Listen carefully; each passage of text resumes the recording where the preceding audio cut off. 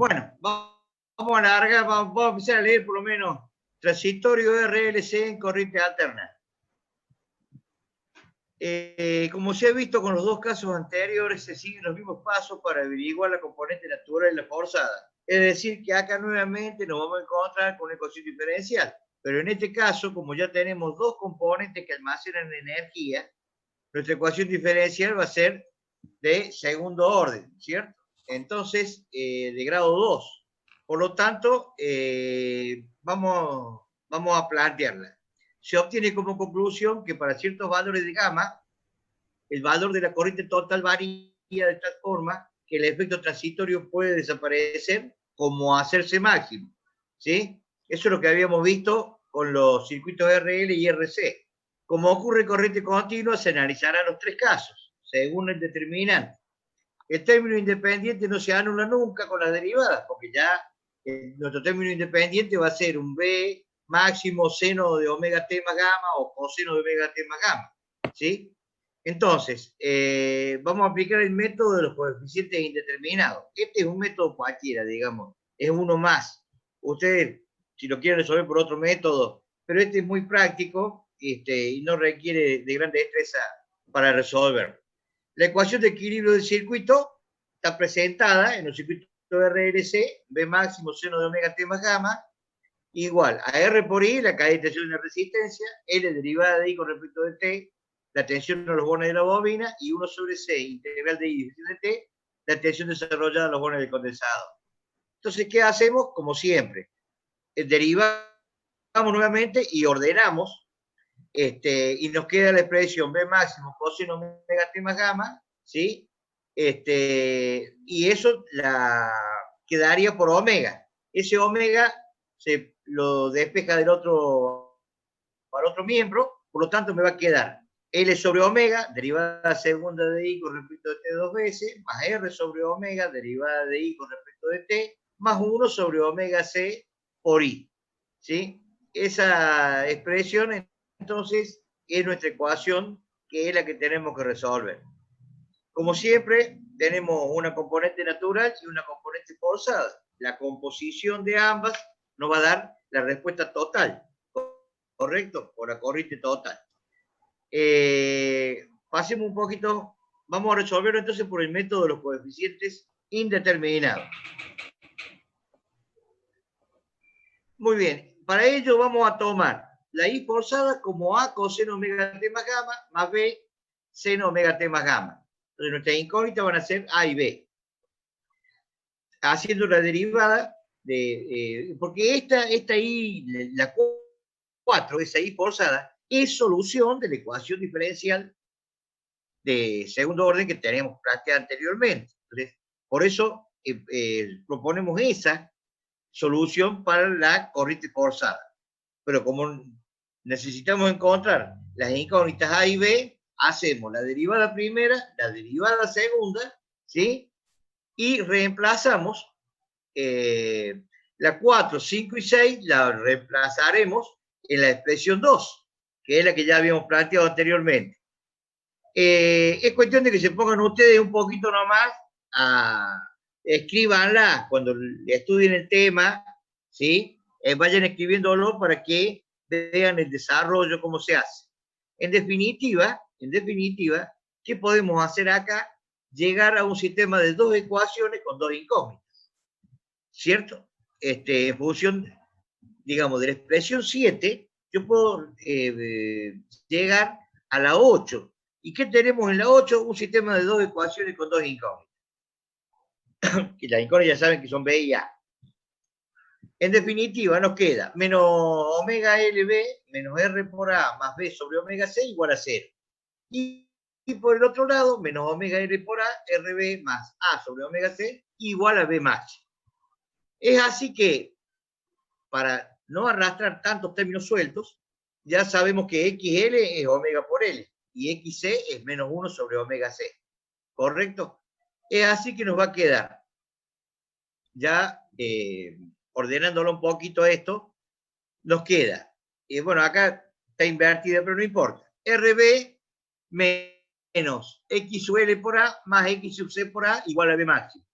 Y la 11 menos R por A, XLB más XC por B igual a 0. Entonces ahí he ordenado las,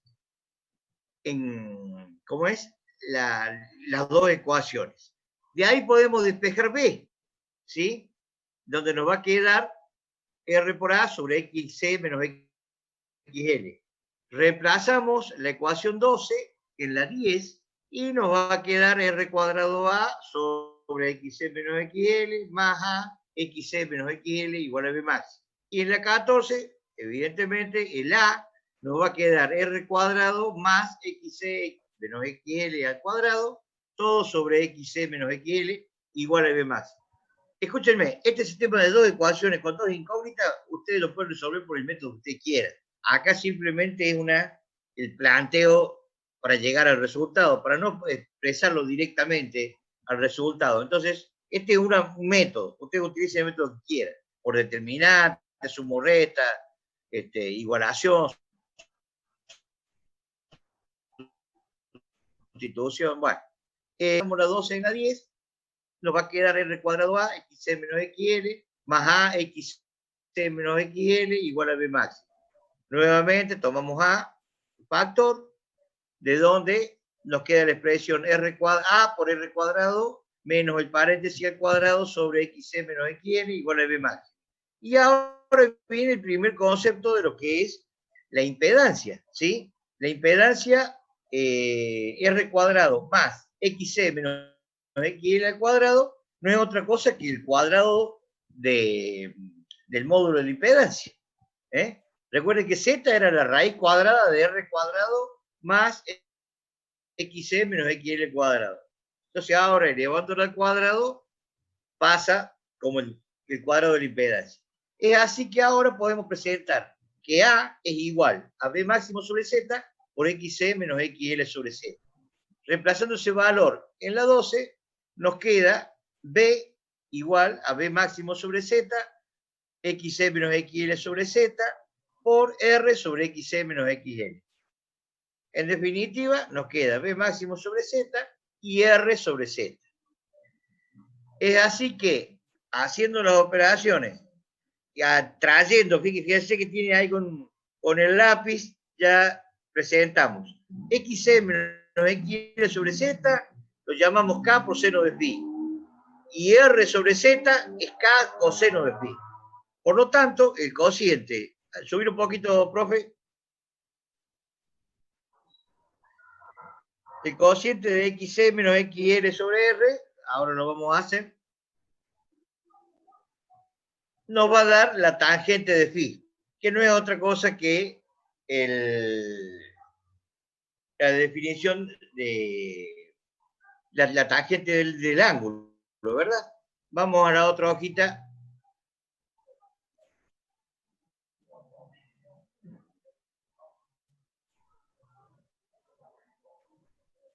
Podés pasar, ingeniero, ahí estamos.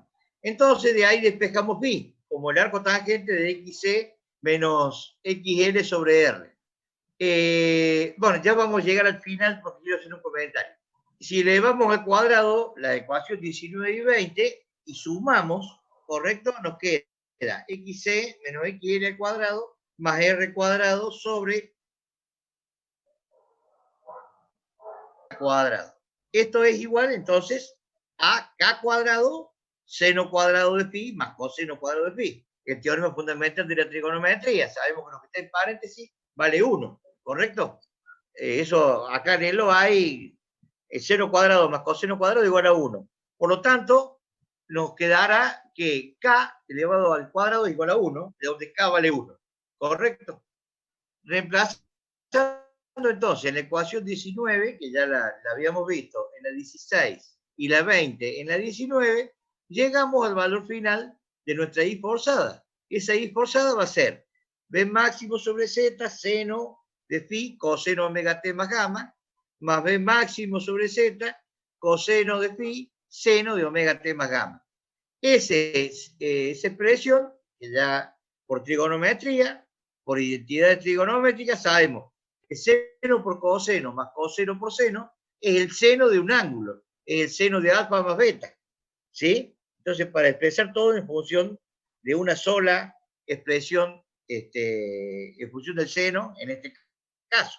Lo podríamos haber expresado también de otra forma, pero en este caso, la identidad trigonométrica, para concentrar toda esa expresión, la podemos expresar como el seno de alfa más beta. Quiere decir entonces que nuestra y forzada nos va a quedar como b máximo sobre la raíz cuadrada de r cuadrado más xc menos xl cuadrado. Eso ya saben que es z, el módulo de z, ¿verdad? La impedancia. Por el seno de omega t más gamma más el arco tangente de xc menos xl sobre r. Fíjense ustedes que esa expresión no es nada nuevo. Ustedes ya lo vieron en Electrotecnia 1. B máximo sobre Z, seno de omega t más gamma, que es el ángulo de cierre del circuito, más el arco tangente de xc menos xl sobre r. Entonces ahora la preguntita sería, ¿por qué cambia ahora en la expresión del paréntesis el arco tangente? Si ustedes estaban acostumbrados siempre a poner XL menos XC. El concepto es el siguiente. Desde el punto de vista matemático, ¿sí? Yo no puedo hablar de que la corriente, tengo que restar XL menos XC para que el ángulo me dé el retraso. Entonces, como eso no se conoce, en la teoría yo digo XC menos XL. Efectivamente, cuando XL, ¿sí? Cuando el circuito es predominantemente inductivo, porque XL es mayor que XC, me va a quedar justamente menos arco tangente, me va a quedar negativo. Entonces, coincide con el signo. En resumen, el signo más está bien puesto porque yo pongo más el arco tangente de XC menos XL. Lo que ocurre es que ya estamos acostumbrados, cuando resolvemos los circuitos, a decir, si el circuito es inductivo, la corriente va en retraso. Y le ponemos el signo menos al ángulo del desfasaje, al phi, ¿sí? Pero también se cumple acá. Si XL es mayor que XC, nos va a dar un ángulo negativo, el phi. Por lo tanto, esa I forzada va a estar retrasada con respecto a la tensión. En este caso, entonces, hemos encontrado la corriente forzada, que creo que eso ya ustedes lo analizaron en Electrotecnia 1.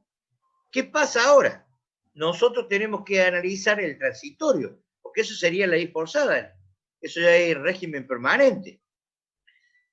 En el caso de los transitorios, nuevamente tenemos que considerar lo que ya consideramos en continua. Los tres casos de acuerdo al valor de la resistencia crítica, ¿correcto? Entonces, retomamos la idea de decir, el primer caso, que era el supercrítico, era cuando R es mayor que 2 raíz de L sobre C, ¿correcto? Cuando R es mayor que 2 raíz de LC, el caso era supercrítico. Entonces, sin entrar en demasiada teoría, decimos, la solución planteada para este caso era que la I, la componente natural, ahí trataría de poner I sub n, póngale ahí en el apunte, no, perdón, discúlpeme. El primer y segundo miembro es la componente natural. En el segundo miembro, el primer y el segundo término, la suma de ellos dos es la componente natural, más la I forzada. Entonces, la I total va a ser la componente natural más la I forzada. Pero esa componente natural, justamente voy a tener dos raíces. Por lo tanto, planteo K1 por E a la S1T más K2 por E a la S2T, más la I forzada, que es la que determinamos anteriormente. Si recordamos, de acuerdo al discriminante, ¿se acuerdan que llegamos a esa ecuación para determinar las raíces, donde planteábamos que la variable S, la expresión de la raíz era alfa más menos beta? El alfa era menos R sobre 2L, y el beta, que era el factor de amortiguamiento. Y el beta era la raíz cuadrada de R cuadrado sobre 4L menos 1 sobre LC. ¿Correcto? Es así entonces que separando ahora, separando T, podemos tomar factor común alfa y expresar la corriente total. Va a ser igual a E a la alfa T, factor de K1 E a la beta T más K2 E a la menos beta T, porque la raíz tiene dos soluciones, más y menos, más la corriente forzada que ya la vimos anteriormente. Ese es el caso supercrítico. Entonces, cuando usted tenga que resolver un problema, directamente aplican esta fórmula final en el caso supercrítico. En el caso supercrítico. ¿Cómo es la influencia de la componente natural sumada a la componente forzada? En el caso crítico que se nos planteaba que la resistencia era igual a 2 raíz de LC, ¿correcto? Entonces, ¿cuál era la solución que planteábamos para este caso? Que la I total era la natural más la forzada, y esa natural era K1 por E al alfa T más K2 por T. Ahí aparece la pequeña diferencia. K2 por T por E a la alfa T. Más la I forzada. Por lo tanto, sacando factor común alfa T, nos queda que la I total es E a la alfa T, K1 más K2 por T, más la corriente forzada que ya la habíamos determinado. Esta es la solución de la corriente total para el caso crítico. En este caso, planteada esta I total en función de las condiciones de contorno y las condiciones iniciales que tenga el circuito, determinamos las incógnitas. Caso 1 y caso 2. Fíjense que nada difiere de lo que ya habíamos analizado en corriente continua para el circuito RLC. Acá lo que cambia es que se le suma mi componente forzada de corriente alterna. Adelante, profe.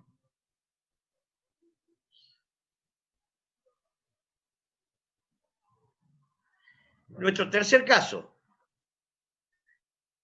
El caso subcrítico. El caso subcrítico es cuando la resistencia era menor, ¿sí?, que 2 raíz de LC. Entonces, ¿qué solución planteamos?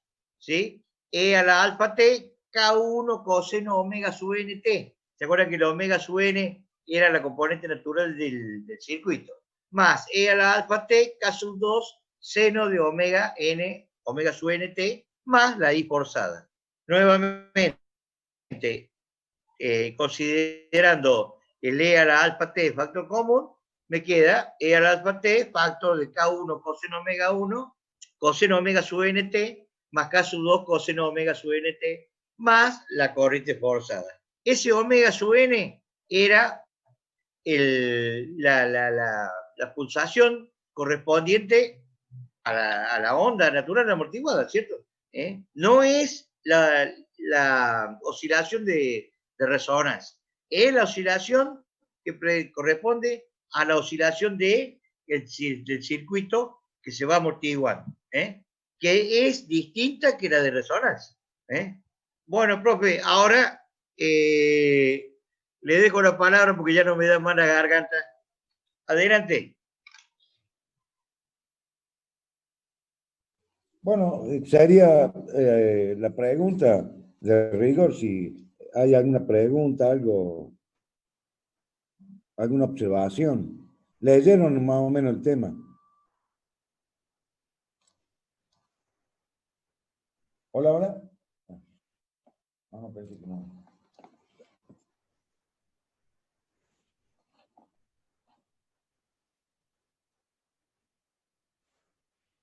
O sea, van a quedar las tres ecuaciones cuando es subcrítico, crítico o subcrítico. Y lo único que va a cambiar son en las corrientes naturales, la forzada siempre la misma. Hay un ejemplo, que en este caso dice: en un circuito RLC serie se cierra un interruptor cuando gamma igual a 90 grados. Se pide hallar la intensidad de corriente si se supone que la carga inicial del capacitor es cero. O sea, estoy sin carga inicial.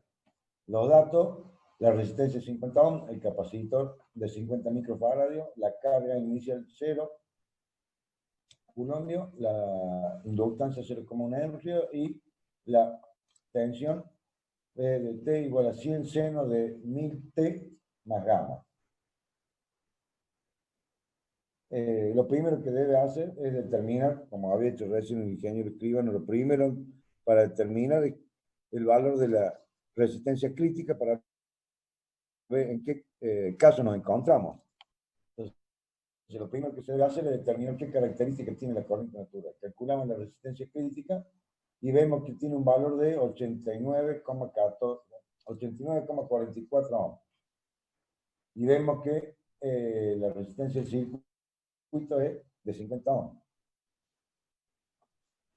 ¿Está bien?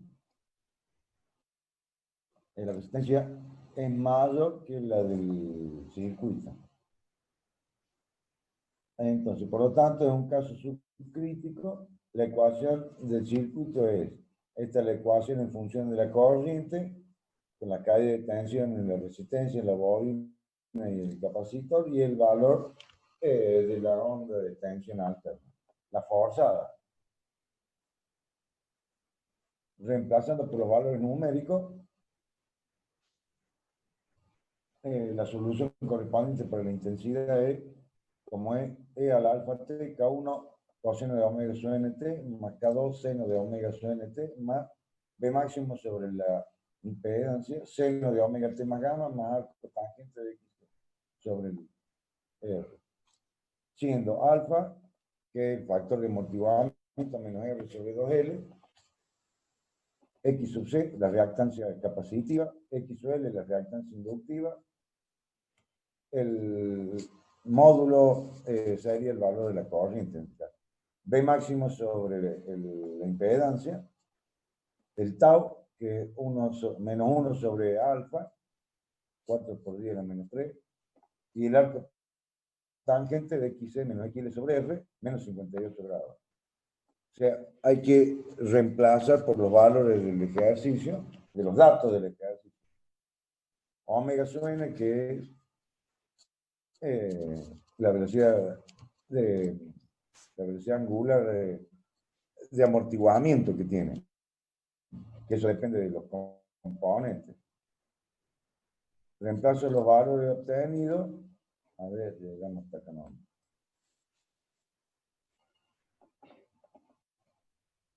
Y de esa forma obtenemos la corriente natural y la corriente forzada. Después, ¿qué más hace? Se determinarán las constantes K1 y K2, que es los datos que nos están faltando. Se aplican las condiciones de contorno para T igual a 0 y para T igual a infinito. Para T igual a 0, la corriente igual a 0. Entonces, todo lo que está en función de T vale 0. Entonces tengo 0 igual a K1 más 1,06 seno de 32 grados. Y de ahí obtengo el valor de K1. El K2 se fue, ¿por qué? Porque tengo en la ecuación de la corriente total K2 seno de 371T. Entonces tengo K1 igual a menos 1,06 seno de 32 grados igual a 0,56. A menos 0,56. Reemplazando la expresión de la corriente, obtenemos el valor de K1. Nos queda obtener el valor de K2. Y profe, un minutito. Sí. Jóvenes, ahí están viendo, ahí como dijo el profesor, las condiciones de contorno son muy importantes porque se sigue manteniendo el principio de funcionamiento del circuito cuando hay una bobina. Para T igual a 0, I es igual a 0. Entonces, si yo tengo circuito RLC, tanto en continuo como en alterna, para T igual a 0, I es igual a 0, ¿correcto?